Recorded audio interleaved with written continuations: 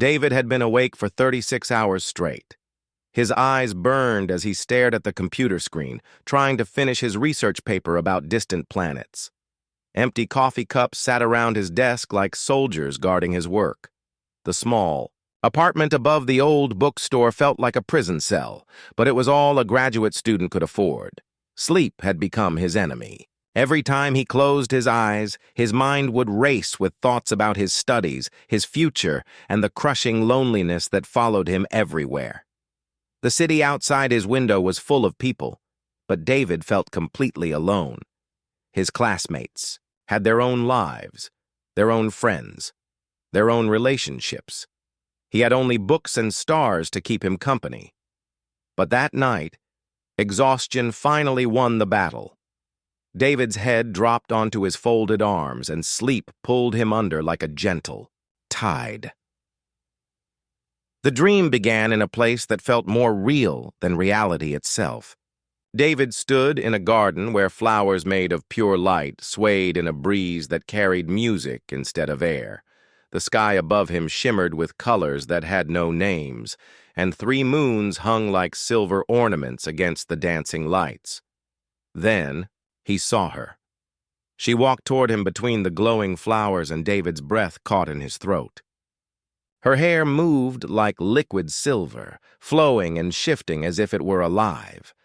Her skin had a soft glow, like moonlight on water, and her eyes changed colors as she looked at him. Sometimes deep purple like twilight, sometimes bright blue like distant stars. When she spoke, David didn't understand the words, but somehow he knew exactly what she meant. Her voice sounded like a gentle song, and it filled the empty spaces in his heart that he hadn't even known were there. "You can hear me," she said in that musical language. "I have been searching for so long." David tried to speak, but words felt clumsy and strange. Instead, thoughts and feelings flowed between them like water finding its level. He learned that her name was something beautiful that sounded like wind chimes. Zara. She seemed to understand his loneliness, his desire to connect with something beyond the ordinary world. They walked together through the impossible garden, and Zara showed him wonders that made his scientific mind spin with questions. Trees that grew upward and downward at the same time, their roots reaching toward the colorful sky. Rivers that flowed in spirals through the air, carrying tiny lights like fireflies made of starlight. "Where is this place?" David asked, without using words. "Far from your world," Zara replied, her thoughts warm and sad at the same time. "My people, we are ending. Our sun grows too large, too hot. Soon there will be nothing left of us except memories." David felt her pain like a physical ache in his chest. In the dream, he reached out and took her hand. Her fingers felt real and warm, more solid than anything in his waking life. "I wish I could help you," he thought to her. "Perhaps you can," she whispered.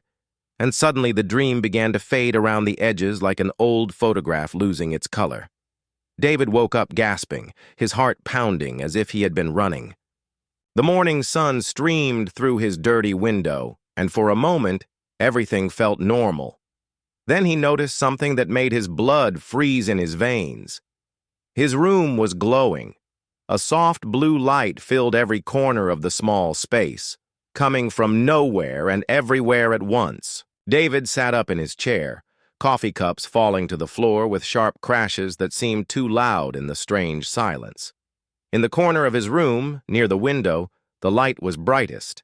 As David watched, barely breathing, the light began to take shape. Like someone slowly turning up the brightness on a television, a figure appeared in the glow. It was her. It was Zara. She stood in his room as real as the furniture around her, but somehow not quite solid. David could see through her to the bookshelf behind as if she were made of colored glass. Her silver hair moved in a breeze that he couldn't feel, and her eyes held the same sad kindness from the dream. She looked at him and smiled, an expression so full of wonder and joy that David forgot to be afraid. She raised her hand toward him, and her lips moved in that same musical language from the dream. Though he couldn't understand the words, he felt their meaning deep in his heart. "You are real," she was saying. "I found you." David tried to stand, but his legs felt like water. He gripped the arms of his chair and stared at the impossible sight before him. Zara took a step toward him, and the floorboards creaked under her feet. Or maybe they didn't. Everything about her seemed caught between real and not real, like a memory trying to become solid. She reached out as if to touch his face, and David held perfectly still, afraid that any movement might break whatever. Magic had brought her here. Her fingertips came within inches of his cheek, and he could feel warmth radiating from her skin. Then, without warning, she began to fade. "Wait," David whispered, finally finding his voice. "Please don't go."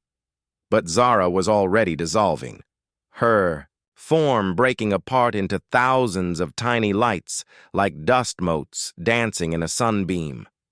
The lights drifted toward his window, passing through the glass as if it weren't there, and scattered into the bright morning sky. The blue glow vanished, leaving David alone in his ordinary room with its ordinary shadows and ordinary silence. He sat frozen in his chair for a long time, wondering if he had lost his mind, but the memory of her touch lingered on his skin like the warmth of summer sunshine, and he knew with absolute certainty that what he had experienced was more real than anything else in his life. David spent the rest of the day like a detective investigating his own experience. He checked every inch of his apartment for signs of a break-in. He examined his coffee for anything that might have caused hallucinations. He even called his doctor and scheduled an appointment for the following week, worried that lack of sleep had finally broken something in his brain. But deep down, he knew the truth was something far more extraordinary than medical problems or tired minds playing tricks. His neighbor from the apartment next door knocked on his wall around noon. Tom was a friendly guy who worked the night shift at a factory and usually slept during the day. "Hey, David," Tom called through the thin walls. "Everything okay over there? I saw some weird lights coming from your window this morning. Thought maybe you had a fire or something." David's heart jumped. Someone else had seen the lights. He wasn't crazy. "Just working on a project," David called back, his voice shaking slightly. "Sorry if it bothered you." "No problem, man. Just wanted to make sure you were all right." Those lights were really something, though. Never seen anything like them. When Tom's footsteps faded down the hallway, David sat heavily on his bed and tried to think like the scientist he was training to become. He needed to document everything: the dream, the manifestation, the physical evidence of the lights that Tom had witnessed. He opened a new file on his computer and began typing, recording every detail he could remember. The way Zara's hair had moved, the exact color of her eyes, the sound of her voice, the feeling of warmth from her almost touch. He wrote for 3 hours, filling page after page with observations and questions. As evening approached, David felt exhaustion creeping back into his bones. He had been awake for over 40 hours now, and his body was demanding rest, but the thought of sleeping both thrilled and terrified him. What if he dreamed of her again? What if she appeared in his room once more? What if she didn't? He tried to stay awake by drinking more coffee and working on his research, but his eyes kept drifting shut. Finally, around midnight, he gave up the fight. He moved to his bed, lay down fully clothed, and closed his eyes. Just before sleep took him, he whispered into the darkness of his room, "Zara, please come back." And somewhere in the space between waking and dreaming, he thought he heard her voice carried on a wind that smelled like flowers made of light, saying, "I will try." The dreams came every night after that. David tried to fight sleep, drinking coffee until his hands shook and his heart raced, but his body always won in the end. And every time he closed his eyes, he found himself back in that impossible world with Zara. Each dream felt more real than the last. They would meet in different places, sometimes by a lake that reflected stars from a sky that never existed, sometimes in a city made of crystal towers that sang in the wind. Zara showed him her world, and David began to understand that it wasn't just a fantasy his tired mind had created. "My planet is dying," she told him one night as they walked through a forest where the trees grew downward from floating islands. "Our sun is getting bigger and hotter every day. Soon it will swallow our world completely." David felt her sadness like a weight in his chest. In the dreams, their emotions mixed together until he couldn't tell where his feelings ended and hers began. "How many of your people are left?" "Not many. We learned to send our minds across the stars, hoping to find others who could help us survive. But it takes so much energy. Each time I visit you, I become weaker." The thought of losing her made David's heart ache. "Then why do you keep coming?" Zara stopped walking and turned to face him. Her eyes shifted from purple to silver, like galaxies spinning in fast motion. "Because you can see me. In all the universe, there are so few minds that can receive our signals. You are special, David. You are hope." When he woke from these dreams, David always found Zara standing in his room, but she was getting stronger, more solid. The first time, she had been like a ghost made of light. Now she could touch things, carefully, gently, as if everything might break under her fingers. David started leaving small objects for her to interact with: a pen, a book, a glass of water. He would wake to find them moved slightly, warmed by her touch. Under his desk lamp's ultraviolet bulb, a tool he used for examining rock samples, these objects glowed with a faint blue residue that faded after a few hours. He documented everything with the dedication of a scientist studying the most important discovery in human history. Photos that showed only swirling patterns of light where Zara stood. Audio recordings that captured her voice as beautiful, haunting tones that made his computer speakers vibrate strangely. Page after page of notes describing every detail of their meetings. But the more time he spent with Zara, the more his regular life began to fall apart. Professor Williams noticed first. David had been one of his best students, always eager to discuss the latest discoveries about planets beyond our solar system. Now, David stumbled into class late, his eyes red from lack of sleep, his assignments half-finished or forgotten entirely. "David, can I speak with you after class?" Professor Williams asked one Thursday morning. David sat across from his teacher's desk, trying to focus on the conversation while his mind drifted to the previous night's dream. Zara had shown him star maps of her home system, charts that depicted constellations he had never seen, but somehow felt he could navigate. "Your work has been slipping," Professor Williams said gently. "I'm worried about you. Are you having problems at home? Financial troubles? You can talk to me." "I'm fine, Professor. Just haven't been sleeping well." "Have you considered seeing a doctor?" "The health center offers counseling services for students dealing with stress." David forced a smile. "I'll look into it."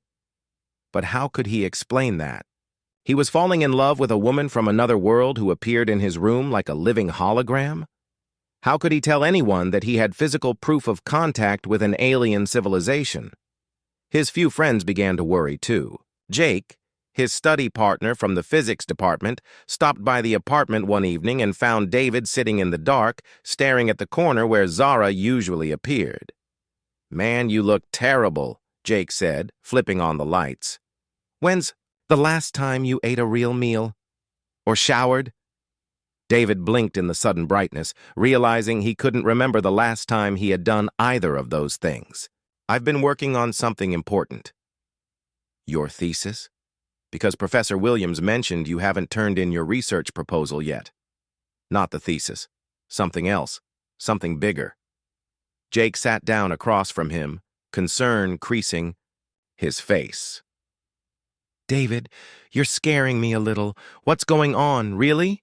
David almost told him. The words were right there, ready to spill out, The dreams, the manifestations, the dying world, and the desperate woman who visited him each night. But he looked at Jake's worried, normal face and knew how crazy it would sound.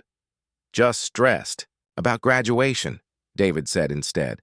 "I'll be okay." After Jake left, David felt more alone than ever. He was living in two worlds now, the ordinary daylight world where he was just a struggling student, and the magical nighttime world where he was someone special, someone chosen. The worst part was that Zara was getting weaker. In their most recent dream, she had struggled to maintain her form. Her silver hair flickered like a candle in the wind, and her voice came in whispers that David had to strain to hear. "I should not keep visiting you," she said as they sat by the singing lake. "Each time I come to your world, it drains more of my life energy. My people need what little strength I have left." "No," David said, reaching for her hand. Even in the dream, her fingers felt cold and distant. "There has to be another way. You said I was special, that I could help. Tell me how." Zara's eyes filled with something that looked like tears, though they sparkled like liquid starlight. "There is a way, but it would change you forever. You would no longer be fully human." "What do you mean?" "My people. When our bodies die, we can transfer our consciousness, our souls you might call them, into compatible minds. We could live inside your thoughts, share your memories, become part of who you are. But the process changes the host. You would gain our abilities, our knowledge, but you would also carry the weight of our experiences, our losses." David felt his heart racing, even in the dream. "Would you survive?" "Yes. Several of us could live within your mind. But David..." Her voice broke. "You would never be the same person again. Your thoughts would be mixed with ours. Your emotions would carry our pain. And once it's done, it cannot be undone." "How long do I have to decide?" "Not long. Our world has days, perhaps a week before the sun expands beyond the safety zone. After that, even our consciousness transfer technology will fail." When David woke from that dream, Zara's manifestation was so weak he could barely see her. She flickered like a light bulb about to burn out, her form wavering between solid and transparent. "I'm dying," she whispered, her voice barely audible. "Each visit to your world costs me more than I can afford, but I cannot stop coming. You are my anchor, David. You are the only thing keeping me connected to existence." David jumped out of bed and tried to reach for her, but his hands passed through her fading form like smoke. "Stay with me. Please." "I will try," she said, and then she was gone, dissolving into pinpricks of light that drifted away like dying fireflies. David stood alone in his dark room, his heart breaking for a woman who lived impossibly far away, whose entire species was facing extinction. He had fallen in love with someone he could only touch in dreams, and now he faced a choice that would determine not just his future, but possibly the survival of an entire civilization. Outside his window, the first light of dawn was beginning to creep across the sky. Somewhere out there, beyond the stars he studied every day, Zara's world was dying. And somehow, impossibly, he might be their only hope for survival. The question that haunted him as he watched the sunrise was simple, but terrifying. How much of himself was he willing to sacrifice to save the woman he loved? David didn't sleep for 3 days. He couldn't bear the thought of watching Zara fade away a little more each time she visited him. Instead, he sat at his computer, researching everything he could find about consciousness, alien contact, and unexplained phenomena. His eyes burned, his hands shook from too much coffee, but he kept searching for answers. What he found changed everything. Hidden in obscure scientific journals and buried in government documents that had been released years later, David discovered he wasn't alone. Dr. Lisa Chang at MIT had published a paper about unexplained neural activity patterns in certain individuals. A physicist in Germany wrote about electromagnetic disturbances that seemed to follow specific people. A psychologist in Japan documented cases of shared dreams that left physical evidence behind. All of them used careful scientific language, but David could read between the lines. Other people were experiencing what he was going through. Other people had visitors from the stars. When exhaustion finally forced him to sleep on the fourth night, David found himself in a dream unlike any before. Instead of meeting Zara in her beautiful, impossible world, he stood in what looked like a vast control room, filled with glowing panels and floating displays. Zara was there, but she wasn't alone. 5 other beings stood around her, all with the same ethereal glow and shifting features. Their desperation hit David like a physical blow. He could feel their fear, their hope, their dying strength. "These are the last of my people who still have enough energy to make contact," Zara explained, her voice weaker than ever. "The others, they faded away yesterday when our sun expanded again." One of the other beings stepped forward. Unlike Zara, this one appeared more masculine, with features that shifted like smoke. When he spoke, his words carried the weight of authority and terrible sadness. "I am Kale, leader of what remains of our civilization. Zara has told us about you, David. You may be our only chance for survival. I want to help," David said, though his voice trembled. "But I don't understand how this consciousness transfer thing works. What would really happen to me?" Kale gestured to the floating displays around them, and David saw images that made his scientific mind reel. Brain scans showing neural pathways lighting up in impossible patterns. Humans who looked normal but moved with an otherworldly grace. People whose eyes held the same shifting colors as Zara's. The process would allow us to share your mind, Kale explained. "We would not take over your body or control your actions. Instead, we would become part of your thoughts, your memories, your experiences. You would gain our knowledge, science, and mathematics beyond your world's current understanding. You would be able to perceive dimensions of reality that humans cannot normally access."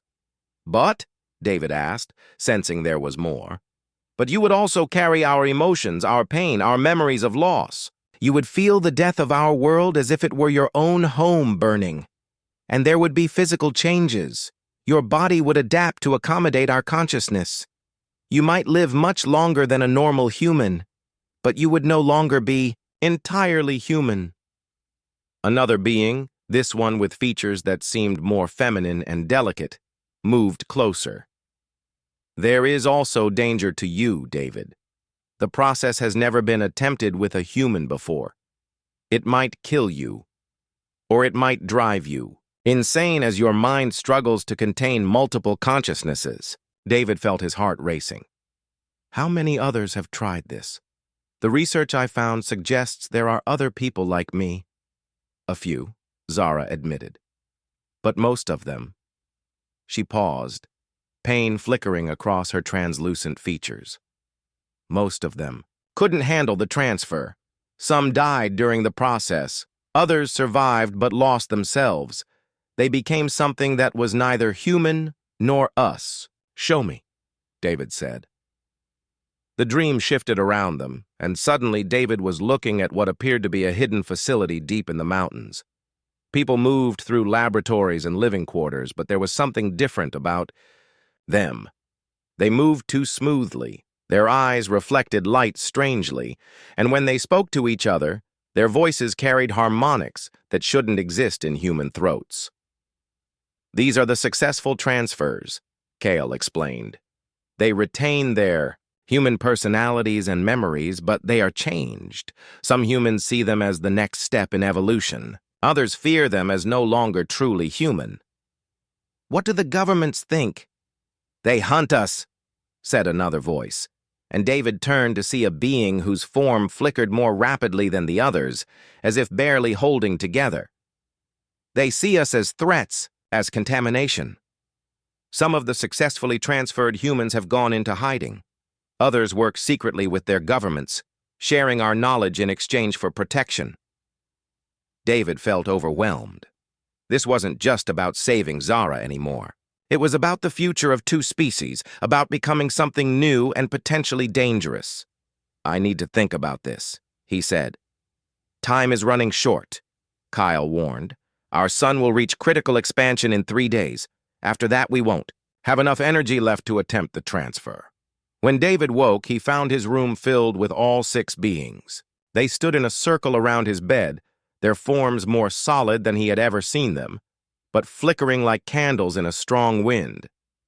This is our last gathering, Zara said, and David could hear the exhaustion in her voice. We used almost all our remaining energy to manifest together. If you decide to help us, it must be now.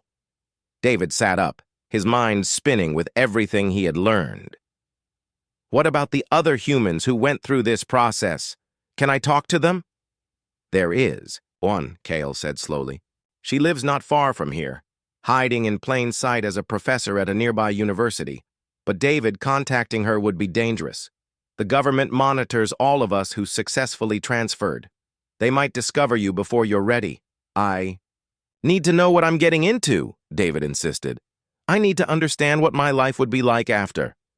Zara stepped forward, her form so weak now that she was barely visible. If you choose to help us, you would not be alone. The transferred humans have formed a secret community. They help each other adapt to their new existence. But David, her voice broke. Once you make this choice, there is no going back. You would have to leave your old life behind completely. David looked around at the 6 dying beings surrounding his bed. He thought about his lonely apartment, his struggling academic career, his complete lack of meaningful connections in the human world. Then he thought about what he might become. Something new, something that bridged 2 worlds, but belonged fully to neither. Give me until tomorrow night, he said finally. I need to try to contact this other person, to understand what I'm choosing. We may not have the strength to manifest again, Cale warned. Then I'll find another way to reach you. But I can't make this decision without knowing all the consequences. The beings began to fade, their forms dissolving like morning mist. Zara was the last to disappear, and as she faded, David thought he saw her mouth the words, I love you. Left alone in his room, David stared at the ceiling and tried to imagine his future. In less than 48 hours, he would have to choose between remaining human and alone, or becoming something else entirely to save the woman he loved. And her dying people. The weight of that choice felt heavier than all the stars in the sky. David spent the entire next day trying to find Dr. Chen, the professor Cale had mentioned. He searched through university databases, academic papers, and faculty directories, but found nothing. It was as if she had never existed. Finally, as evening approached, he decided to take a more direct approach. He drove to the nearby university and walked through the science building, looking for any sign of someone who might be like him, someone who had been changed. In the physics department, he found her. Dr. Chen was grading papers in her office when David knocked on her door. She looked completely normal, a woman in her 40s with kind eyes and graying hair pulled back in a simple ponytail. But when she looked up at him, David saw something familiar in her gaze. Her eyes held the same shifting quality as Zara's, colors that seemed to move and change in the light. You're the one they've been visiting, she said quietly, without even asking who he was. I can sense them on you. Their energy signature. How many? 6, David said, stepping into her office and closing the door behind him. They're dying. Their world is ending, and they want me to help them transfer their consciousness. Dr. Chen set down her pen and studied him carefully. And you came here to ask me what it's like, to understand what you'd be giving up. Yes. She was quiet for a long moment, then gestured for him to sit in the chair across from her desk. I went through the transfer 3 years ago. 7 beings from a different dying world. Not the same species as your visitors, but similar technology. Similar desperation. What's it like? David asked. Dr. Chen smiled, but it was a sad expression. Imagine having 7 different voices in your head all the time. Not voices that tell you what to do, but voices that share your thoughts, your emotions, your memories. When I'm happy, they feel my joy. When they remember their lost world, I feel their grief as if it were my own. She stood and walked to her window, looking out at the campus where students hurried between buildings. I know things now that no human should know. Mathematics that won't be discovered for centuries. Sciences that could revolutionize your world. But I also carry the weight of watching an entire civilization die. Do you regret it? Some days. Yes. The loneliness is different now. Instead of being alone, I'm never alone. There's always someone sharing my thoughts. Privacy becomes a foreign concept. But they're good beings, David. They've made me better in many ways. Wiser. More compassionate. What about the government? I heard they hunt people like us. Dr. Chen's expression darkened. They do. There are maybe 20 of us worldwide who successfully completed transfers. We stay in contact through encrypted messages, always moving, always careful. The government sees us as security risks, humans with alien knowledge and abilities. As if summoned by her words, there was a sharp knock on the office door. Dr. Chen's face went pale, and David felt his heart drop into his stomach. Dr. Chen, this is Agent Rodriguez with the Department of Homeland Security. We need to speak with you. Without hesitation, Dr. Chen grabbed David's hand. Trust me, she whispered. And suddenly the world around them seemed to bend and twist. David felt like he was being pulled through a tunnel of light and sound, and then they were standing in an alley behind the building. How did you? David started to ask. One of the abilities the transfer gives you, Dr. Chen explained quickly. Short-range teleportation, but it drains a lot of energy. She was breathing heavily, and David noticed her eyes were glowing faintly in the darkness. They found you because of me, David realized with horror. They've been watching me for months. Your visit probably triggered some kind of alert in their monitoring systems. She pulled out her phone and sent a quick text message. I'm contacting the others. There's a safe house about 2 hours from here. We need to get you there before they track us down. They drove through the night in Dr. Chen's car, taking back roads and avoiding highways. As they traveled, she told David about the hidden community of transferred humans, scientists, artists, teachers, all of them living secret lives while carrying the consciousness of alien beings. There's something else you need to know, Dr. Chen said as they pulled into the driveway of an isolated farmhouse. The transfers are getting stronger. The first few people who went through the process could barely manifest their alien partners.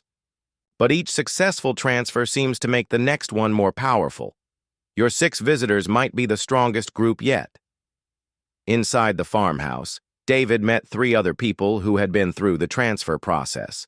They all looked human at first glance, but David was beginning to recognize the signs. The shifting eyes, the way they moved with unusual grace, the sense that they were listening to voices only they could hear. The government calls us Category Alpha threats, explained Tom, a former engineer who now carried the consciousness of 4 crystal-based beings.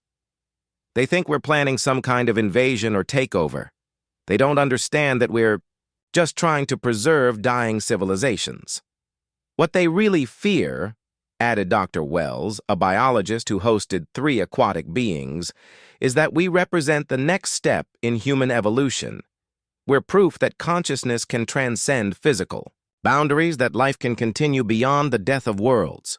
As dawn approached, David felt exhaustion pulling at him despite the urgency of the situation. He hadn't slept in over 30 hours, and his body was starting to shut down whether he wanted it to or not. You need to make contact with your visitors, Dr. Chen said gently. Time is running out for them and the government is closing in on us. If you're going to do this, it has to be now. David nodded and found a quiet room in the farmhouse. As he lay down and closed his eyes, he whispered Zara's name into the darkness. The dream came immediately, but it was different from all the others. Instead of meeting in Zara's beautiful world, David found himself in what looked like a dying star. The space around him was filled with red light and crushing heat, and he could feel the desperation of the 6 beings as their world entered its final hours. David. Zara's voice was barely a whisper now. We have perhaps 6 hours before our sun expands beyond the critical point. If you choose to help us, the transfer must happen now. I'm ready, David said, and as the words left his mouth, he knew they were true. But I'm not alone. There are others like me, and they're going to help. Kale appeared beside Zara, his form flickering wildly. Others? What do you mean? Humans who have already been through the transfer process. They've agreed to help stabilize the procedure. We think it might be safer with multiple anchors. For the first time since David had met them, the 6 beings looked hopeful. This could work, Kale said. Multiple human consciousness working together could provide a stronger foundation for the transfer. But David, are you certain? Once we begin, there will be no stopping the process. David thought of his lonely apartment, his failing academic career, his complete isolation from meaningful human connection. Then he thought of Zara, of her people's vast knowledge and desperate hope, of the possibility of becoming something greater than what he was. I'm certain, he said.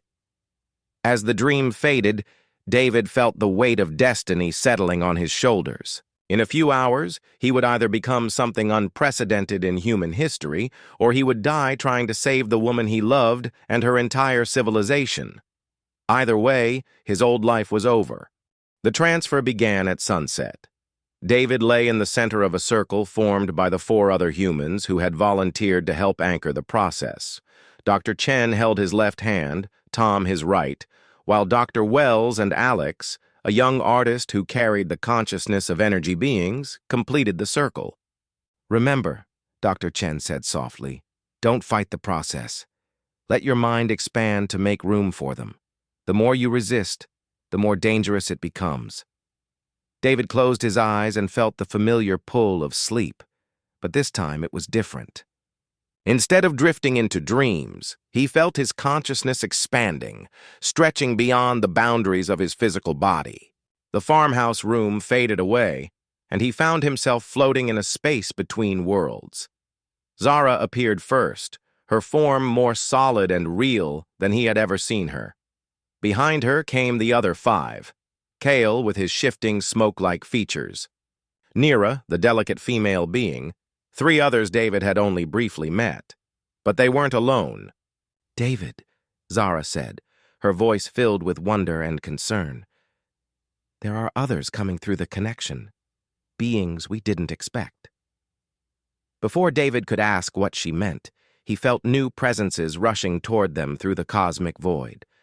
3 more consciousness, but these felt different, older, more powerful, carrying the weight of eons. Who are they? David asked. Kale's form brightened with recognition and awe. The Elders, the first of our people to master consciousness transfer. We thought they were lost when our moon was destroyed decades ago. The 3 elder beings materialized around them, their forms more complex and beautiful than anything David had seen. They communicated not with words but with pure thought and emotion. Young one, their combined voice resonated through David's mind. You offer yourself as an anchor for our dying people, but the process has evolved beyond what these younger ones understand. We can guide the transfer, make it safer, but it will require all of your human anchors working as one. David felt the minds of Dr. Chen and the others connecting to his own across the dimensional gap. Their combined consciousness created a web of support that felt stronger than anything he had imagined possible. We're ready, David said. What happened next defied every law of physics David had ever studied. The 9 alien consciousness, 6 survivors plus 3 elders, began merging with his mind, but instead of overwhelming him, they seemed to weave themselves into the spaces between his thoughts. He felt his awareness expanding exponentially, gaining access to knowledge and perspectives that spanned millions of years. But something unexpected was happening. The consciousness weren't just transferring into David, they were connecting all. 5 human anchors, creating a collective mind that included both species. David could suddenly sense Dr. Chen's thoughts, Tom's memories, the artistic visions of Alex. They were becoming something entirely new. Through this expanded awareness, David felt the moment when Zara's dying world finally surrendered to its expanding sun. The physical planet where she had been born crumbled into stellar fire, but her people's consciousness lived on, safely anchored in the network of human minds. It worked. Zara's voice came from both outside and inside David's thoughts now. We survived. But David, look what we've created together. David opened his physical eyes and found himself back in the farmhouse room. But everything was different. He could see colors that had no names, perceive dimensions of space that human eyes weren't designed to detect. When he looked at Dr. Chen and the others, he could see the alien consciousness living within them like lights beneath their skin. "How do you feel?" Dr. Chen asked, but David heard the question not just with his ears, but directly in his mind, through their shared connection. "Different," David said, and his voice carried harmonics that hadn't been there before. "But still me. Still David." He stood up, and movement felt effortless, as if gravity had less hold on him than before. When he looked at his hands, he could see energy patterns flowing beneath his skin, the life force of 9 alien beings now permanently woven into his own existence. "The government agents are coming," Tom announced, his enhanced senses picking up vehicles approaching from miles away. 3 cars heavily armed. "They'll be here in 10 minutes. "Let them come," said one of the elders through David's voice. "We have knowledge they need to understand." When Agent Rodriguez and his team burst through the farmhouse door, they found 5 humans sitting calmly around a kitchen table, apparently having an ordinary conversation. But the agent's instruments immediately began screaming warnings about massive electromagnetic disturbances. "Step away from each other," Agent Rodriguez ordered, his hand on his weapon. "You're all under arrest for violations of national security." "Doctor." Chen smiled, and her eyes shifted through a spectrum of colors no human eyes should display. "Agent Rodriguez, what if we told you that we're not a threat to humanity? What if we're humanity's next step forward?" "What I see," the agent replied tensely, "are American citizens who've been compromised by hostile alien intelligence. You're no longer fully human." "You're right," David said, standing slowly. "We're no longer fully human, but we're not less than human. We're more." To demonstrate, David gestured toward a broken lamp in the corner of the room. Energy flowed from his fingertips, and the lamp repaired itself, its light returning with a warm, steady glow. "We carry the knowledge of civilizations that explored the galaxy, while humans were still learning to make fire," Tom added. "Mathematics that could solve your energy crisis. Sciences that could heal diseases you don't even know exist yet. Art and music and poetry from 1,000 worlds." Agent Rodriguez lowered his weapon slightly, confusion replacing hostility on his face. "What do you want?" "To live peacefully," Alex said. "To share what we've learned in ways that benefit everyone.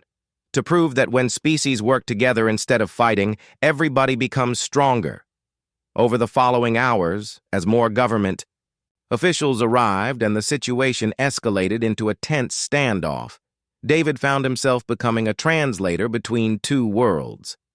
The alien consciousness within him helped him understand the human's fears, while his human heart helped the government agents see that the transferred beings weren't invaders, but refugees seeking a new kind of cooperation. 3 months later, David stood in what had once been the isolated farmhouse, but was now the Earth's first official interspecies communication center. Representatives from world governments came to learn from the transferred humans, while the consciousness networks helped identify others around the globe who were compatible for future transfers. Zara manifested beside him as he watched the sunset through the laboratory's large windows. She was no longer the flickering, dying being he had first met. Now she could maintain solid form for hours at a time, drawing strength from their shared connection. "Do you ever regret what you became?" she asked, taking his hand. David considered the question. He was no longer the lonely graduate student who had fallen asleep over his astronomy textbooks. His mind now contained the memories and knowledge of ancient civilizations. His body had adapted to accommodate non-human consciousness, giving him abilities that seemed like magic. His relationship with Zara transcended anything purely human or purely alien. "Never," he said finally. "I thought I was saving you and your people. I didn't realize you were saving me too." Through their shared connection, David sensed other consciousness networks forming around the world. Humanity was changing, evolving, becoming something that could truly claim citizenship among the stars. The lonely boy who had once dreamed of distant planets had become the bridge that connected worlds.